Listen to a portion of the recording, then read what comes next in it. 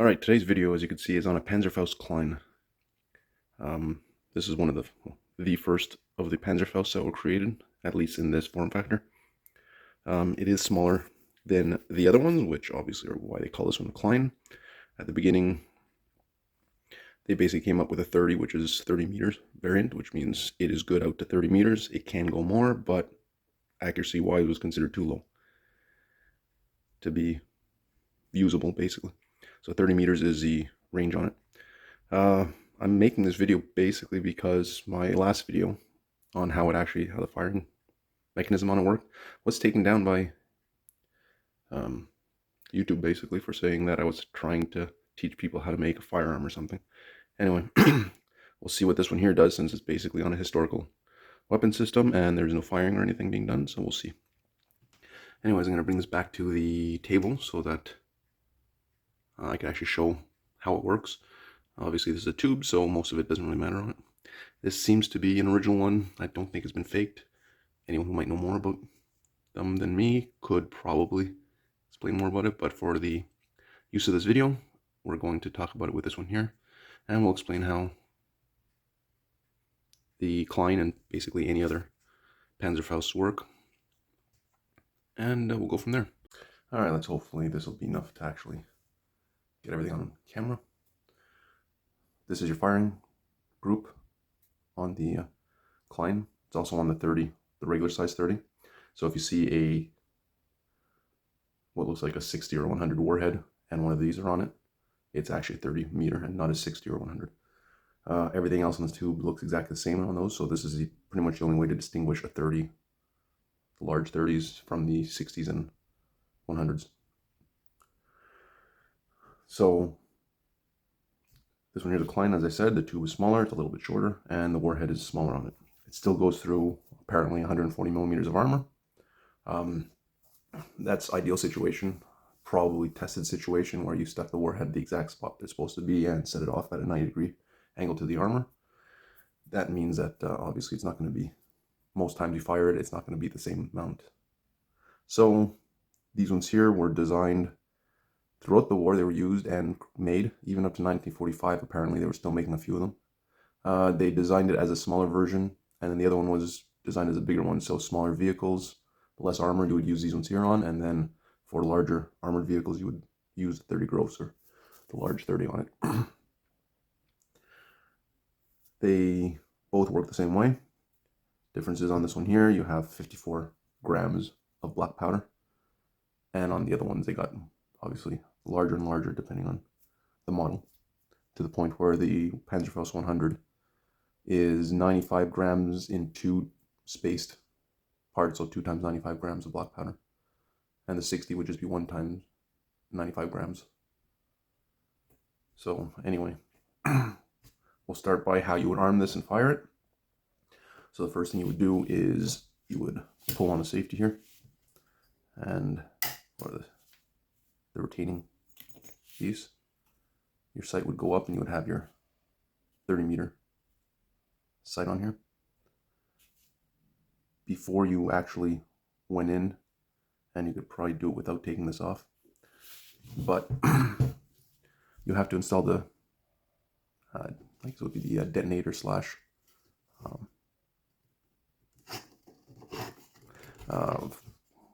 detonator, and the actual fuse for it would have to be installed.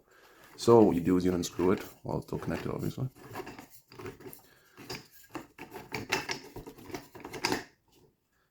Fine threads, Germans obviously found a problem with that, because any dirt or anything that gets into them, you'll probably see when I try to put it back together, it's a pain, but basically it becomes hard to put back together in less than ideal situations.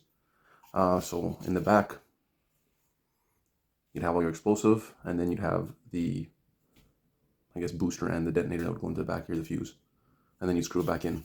Because it was screwed in, you'll notice on this one here that there are no little points sticking up to act as a sight, because you never know exactly where it's going to screw back in. On the 60s, you'll have a little nub that'll show that it's where you're aiming from. So this, basically, when you're aiming with it, it's just right off the rim, and that's how the sight is designed. Alright, so once you put the parts that actually are designed to cause it to explode in, you would screw it back in. This is all before you go into battle, because obviously this is not something you want to do.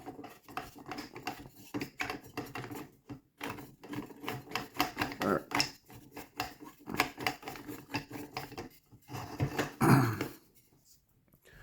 Now you're ready to basically fire it. So what you do is you flip up the sight. And now you have to actually arm the weapon system. Then to arm it, I'm going to do it from the side here, you would push on the back until it clicked. And now it's armed, but still technically safe. So if you push this, you'll hear it fire, but the actual weapon system will not fire. While you're at it, you see a little metal piece here. This is another safety mechanism so that you can't accidentally arm it while this is down. As you see, it's jammed on here. So you can't close it up, put it away while it's armed. You also cannot, while the thing's down, you can't arm it. It won't let you. It'll push on this piece here. And you won't be able to actually get it armed. Now, as I said, it wasn't ready to fire yet. So in order to take the safety, I guess you would call it, off of this one here, you take this, you push it forward a bit, and you turn it. Now, the weapon system is ready to fire. So as soon as you push down on here, which is normally red, you might still see a little bit of red on here, you push on it, and you'd be able to fire. Now, say you didn't use it, you wanted to put it away again, you put the safety back on it, then you push it forward, and then you push on the firing mechanism, and as you see, the spring force was pushing this thing back, and then you're able to put this down and reinstall the pin. This pin obviously comes from a grenade, so somebody obviously didn't have it. So next thing I could talk about is the actual projectile. A lot of times you're going to hear them talking about a rocket. This is absolutely not a rocket. It's a purely recoilless weapon system. So black powder behind it explodes, pushes this out the front, and the extra gas acts like a counterweight. The gas going at the back counteracts the actual weight of this clone at the front. And you don't feel in the tube. Apparently the tubes got hot after you fired them. I've never fired one, so I can't tell you. Maybe. Normally, these are fins that sit out here. Obviously they're all broken on this one here, probably when the person tried to remove the warhead from a rusted up tube.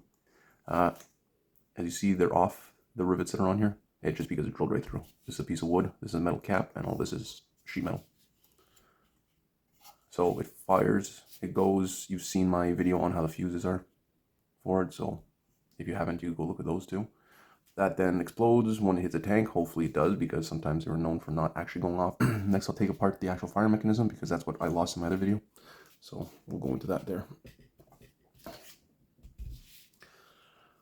This is a little tough to do because there's a spring on it, but I'll start by removing this. So I'll hold this back. It is a little screw on here. See, hard to tell, but there you go. Now the cap should come off along with the spring. Nice and greased up, probably by whoever found the thing.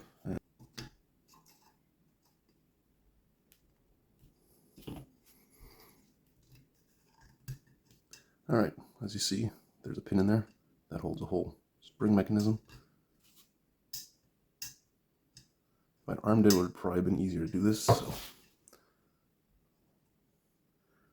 next, as you saw in my old one, if you are able to see it, you have this piece here. You have the firing button with a spring inside it. It's hard to see, but there's a little spring. And if I could push this whole mechanism out now, somehow.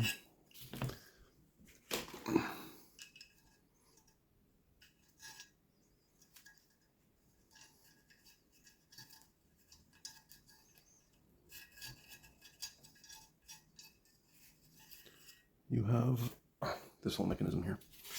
So obviously the spring is for that. This is just to hold it centered in the tube. Firings, and the other washer for holding it centered in the tube so it hits the center. Alright, so when we're sitting here, this is how it sits in the tube. As you see, it's a shorter one. The firing pin sits in here. So when you arm it, you're just pushing on this, and then your firing pin clicks on the groove that's here. Will click into the firing button, which is here. As you see, this side has a cut right through, this side only partial. So that groove sits on there. Anyway, so that holds it in place. So when you push a button, it comes out of the groove, comes back. And as I said before, when the safety is technically still on, it'll hit back into this spot here. And this doesn't allow it to hit the firing pin.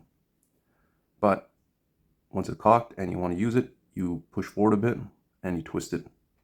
So now you've got the longer groove lined up with the firing pin. So it's a mess in there, but there would be a primer right where that little small spot is. So now the firing pin is able to hit that primer. That primer will ignite and, shaped like an L here, it will spray. Basically the flame will come through here and into the tube. And if you see on the tube here, there are dents on it. There's a couple of different ones. So you got a dent here, which is where the firing button will push down into. It just basically makes like a hole for it in the sheet metal tube. And in the back here, you've got another one. Once again, that makes a channel that goes into the tube. And that's where the black powder is kept. So obviously it's very simple. Fires, flame comes through, ignites the black powder, and launches your parts out. And that is the basic workings of the Klein. It's how the rest of them work too. Like I said, the firing mechanism does change, but they're all black powder launched weapons. There is no rocket involved in any of the Panzerfaust that you'll see. So anyway, hope this was helped. Hope it was interesting, and with any luck, YouTube will not take it down. If you guys have any questions about anything that I've said here, I know it was long and drawn out, but just ask them at the bottom, I guess. And I hope it was interesting to you. These ones here I used to think were actually the most produced ones. If you look at the numbers, it's not true. They were produced throughout the whole war, but they really jumped up production of the 30s, 60s, and 100s as the war went on. I think there's about 2 million some odd of these things produced, whereas a mix of the 30s and the 60s were probably closer to 6 million.